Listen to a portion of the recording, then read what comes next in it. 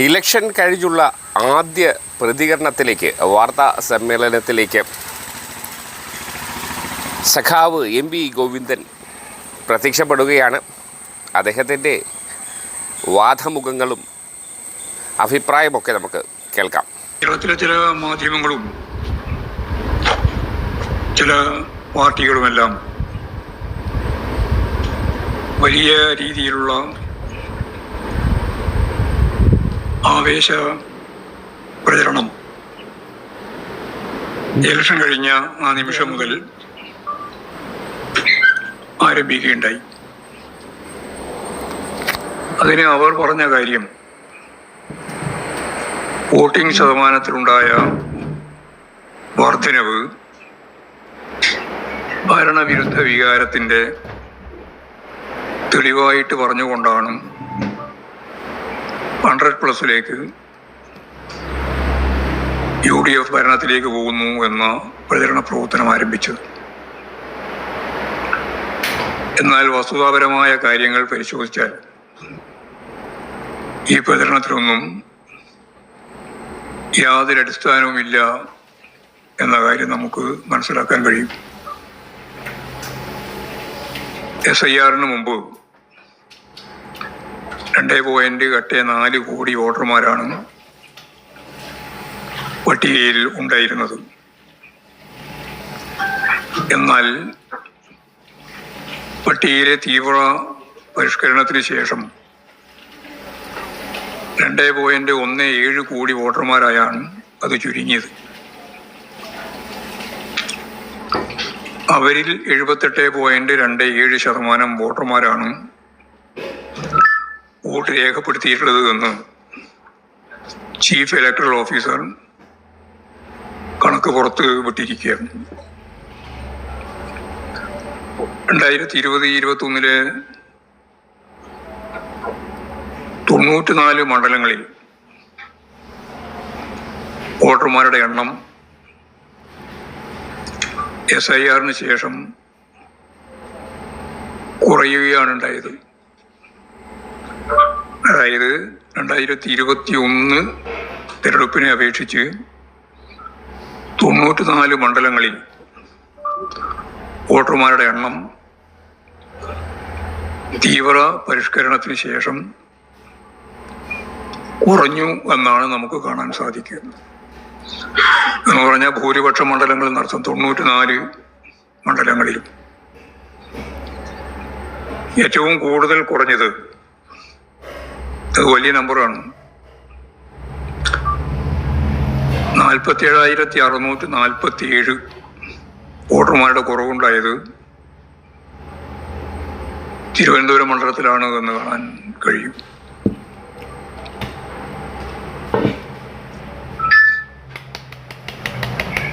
എന്ന് പറഞ്ഞാൽ വന്ന് വോട്ട് ചെയ്യാൻ പറ്റുന്ന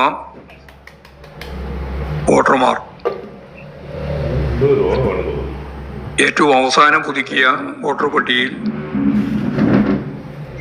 ആ വോട്ടർ പട്ടിക നിലവിൽ വന്നിട്ടും 71 മണ്ഡലങ്ങളിൽ, എന്ന് പറഞ്ഞാൽ ഭൂരിപക്ഷ മണ്ഡലങ്ങളിൽ 21-നേക്കാൾ പോളിംഗ് കുറയുകയാണ് ചെയ്തത്.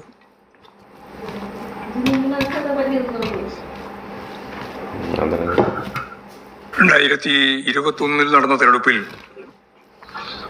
സംസ്ഥാനത്താകെ 2.09 കോടി വോട്ടർമാരാണ് വോട്ട് ചെയ്തതെങ്കിൽ ഇപ്പോഴത് 2.08% കുറഞ്ഞു. അതായത് കഴിഞ്ഞ നിയമസഭാ തെരഞ്ഞെടുപ്പുമായി താരതമ്യപ്പെടുത്തി നോക്കിയാൽ വോട്ടിന്റെ എണ്ണം കുറയുകയാണ് ഉണ്ടായത്. അസാധാരണമായ വോട്ട് വർധനവുണ്ടായി എന്ന പ്രചരണം തികച്ചും അടിസ്ഥാനരഹിതമായ ഒന്നാണ് എന്ന് പറയാനാണ് ഞാൻ ഇത്രയും കാര്യങ്ങൾ പറഞ്ഞത്.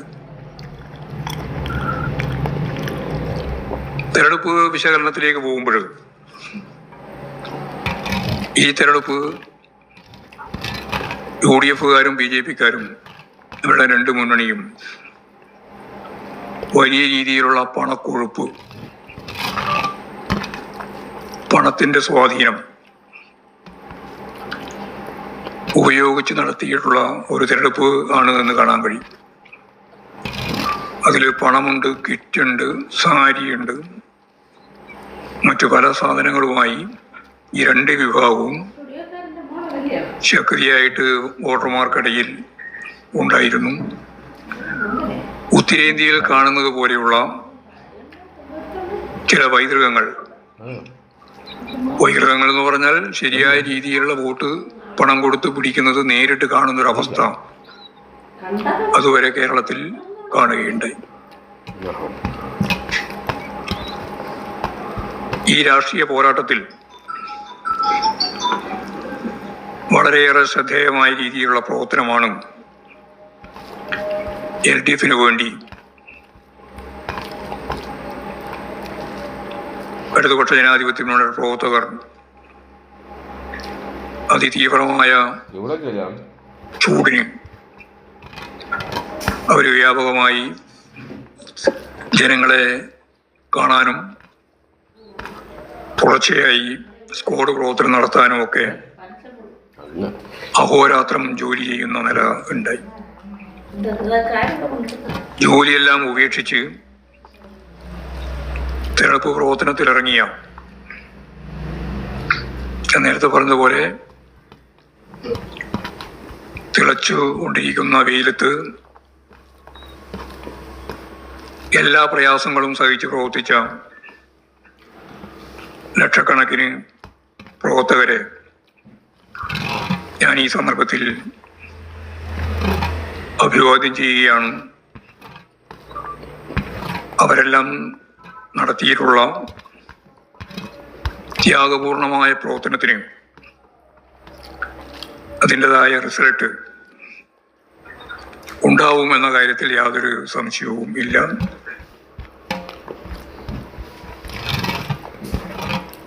അതേപോലെ കഴിഞ്ഞ നിയമസഭാ തെരഞ്ഞെടുപ്പിൽ ഞങ്ങൾ ചൂണ്ടിക്കാണിച്ച കാര്യങ്ങൾ ഉൾപ്പെടെ ചേർത്ത് നടപ്പിലാക്കിയ നേട്ടങ്ങളും വർഗീയ സംഘർഷങ്ങളില്ലാത്ത സൗഹാർദ്ദപരമായ അന്തരീക്ഷം, മതനിരപേക്ഷത സൃഷ്ടിച്ച കേരളത്തിന്റെ പശ്ചാത്തലവും വളരെ വലിയ മതിപ്പോടുകൂടിയാണ് ജനങ്ങൾ വീക്ഷിച്ചിട്ടുള്ളത്.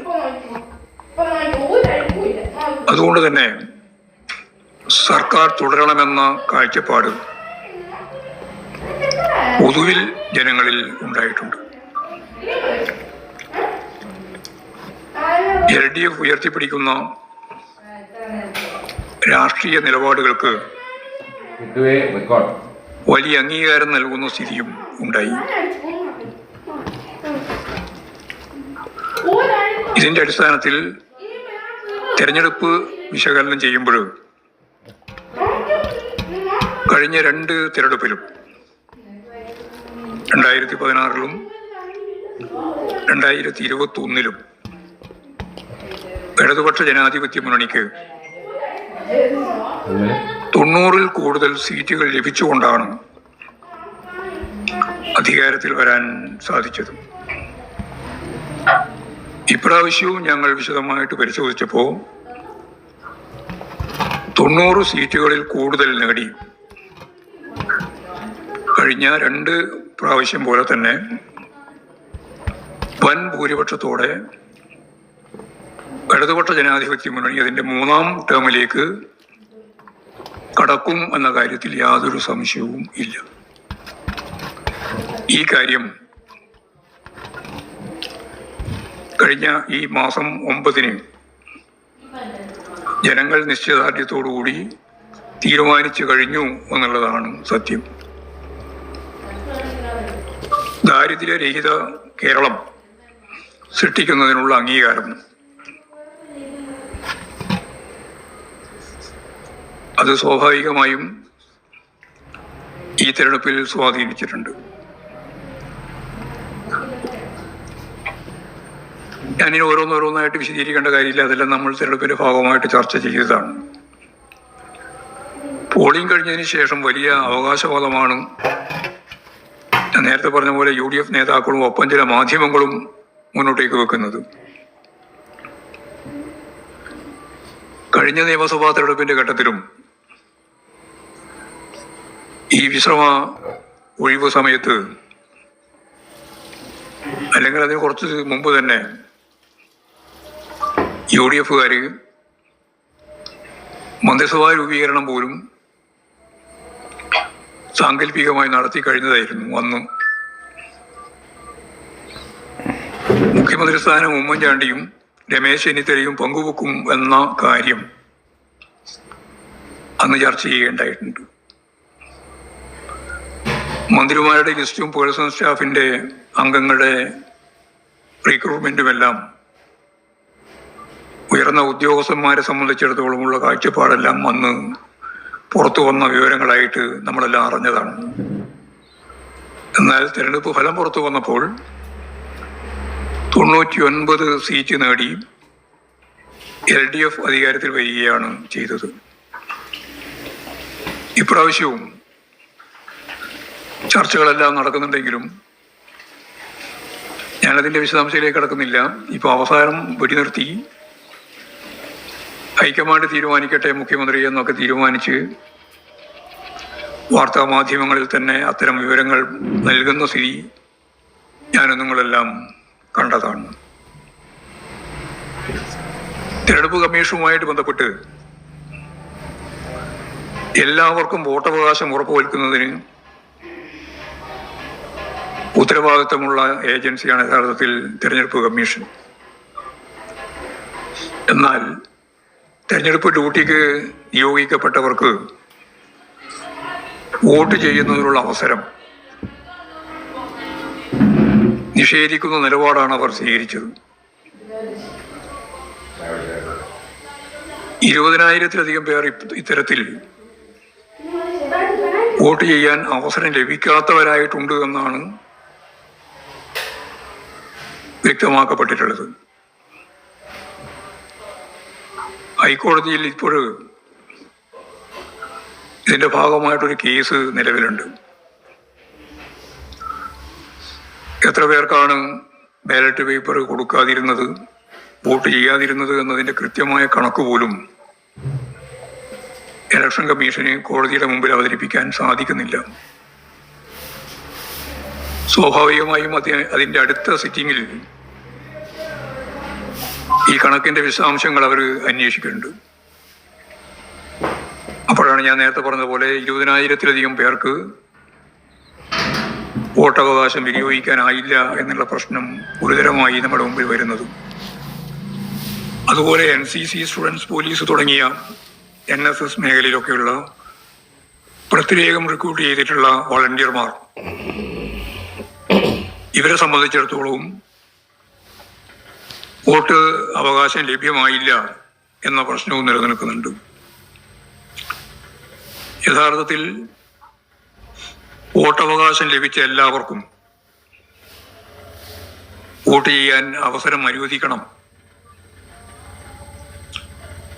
അത് ഇലക്ഷൻ കമ്മീഷന്റെ ചുമതലയാണ്. ഹൈക്കോടതിയിലുള്ള കേസ് സ്വാഭാവികമായും സാങ്കേതികത്വം പറഞ്ഞ് വോട്ട് നിഷേധിക്കാതെ കോടതി ഉൾപ്പെടെ ചേർന്നുകൊണ്ട് ഈ ഭരണഘടനാ ലംഘനം ഒഴിവാക്കാൻ, അവസാനിപ്പിക്കാൻ സാധിക്കേണ്ടതുണ്ട് എന്നാണ് ഇലക്ഷൻ കമ്മീഷനോട് എനിക്ക് ചൂണ്ടിക്കാണിക്കാനുള്ളത്. അപ്പൊ എല്ലാവർക്കും നന്ദിയുണ്ട്. എതിരായിട്ടും അനുകൂലമായിട്ടും ഒക്കെ മാധ്യമങ്ങൾ പ്രവർത്തിച്ചതിന് ഈ തെരഞ്ഞെടുപ്പിന്റെ ഭാഗമായിട്ടുള്ള നല്ല ആരോഗ്യകരമായ പോരാട്ടമായിരുന്നു ഇപ്രാവശ്യം പൊതുവെ നടന്നത്. അതിന് എല്ലാ മാധ്യമങ്ങളോടും ഞാൻ നേരത്തെ നമ്മുടെ സഖാക്കളോട് നന്ദി പറഞ്ഞ പോലെ കേരളത്തോടാകെയും നന്ദി പറയുന്നു. അതുപോലെ മാധ്യമ പ്രവർത്തകരോടും നന്ദി അറിയിക്കുക. സഖാവ് ഗോവിന്ദൻ മാഷിൻ്റെ അഭിപ്രായങ്ങളും നിർദ്ദേശങ്ങളും അവകാശവാദങ്ങളും ഒക്കെയാണ് നാം ഈ കേട്ടത്.